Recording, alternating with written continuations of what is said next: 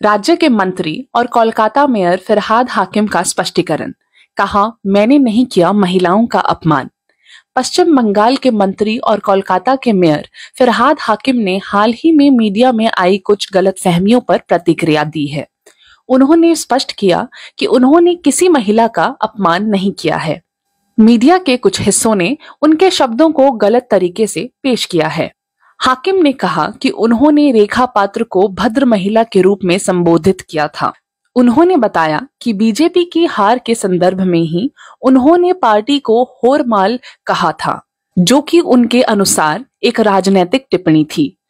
हाकिम ने ये भी बताया कि वो महिलाओं का कभी अपमान नहीं कर सकते, क्योंकि उनकी नेता एक महिला हैं। उनकी 3 बेटियां हैं और एक नातिन भी। इसके बाद यदि किसी को उनकी टिप्पणी से आहत महसूस हुई हो तो उन्होंने इसके लिए खेद जताया और माफी भी मांगी।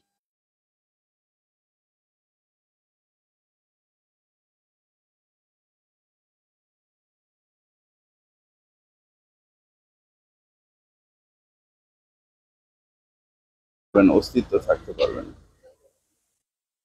দাদা, ভোট প্রচারে গিয়ে আপনার যে মন্তব্য যে দেখেন, একটা জিনিস আপনাদের সামনে বলি, নারীদের আমি মাতৃরূপে দেখি।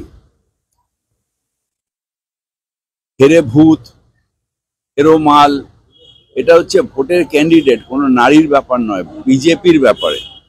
আমি ওই যে কি পাত্র জানো, রেখা পাত্র, তাকে ভদ্রমহিলা বলে সম্বোধন করি, কারণ গদি মিডিয়া তো পুরোটা দেখাবে না। আমি সম্বোধন করেছি ভদ্রমহিলা বলে। তারপর বলেছি যে 3 লাখ ভোটে হেরে গিয়েও হেরো মাল অর্থাৎ বিজেপি তারা কেসে গেছে।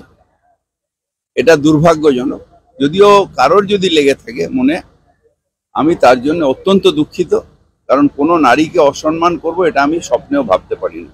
আমার নেত্রী নারী, আমার মা নারী, আমার স্ত্রী নারী, আমার 3 কন্যা নারী, নাতনি নারী, নারীদের অপমান করব এটা কখনো হতে পারে? আর বাংলায় নারীকে সম্মান করি বলেই দুর্গা পূজা করি, কালী পূজা করি, সরস্বতী পূজা করি। আমাদের নারীকে অসম্মান করাটা আমাদের বাংলার কৃষ্টিতে, সংস্কৃতিতে নেই।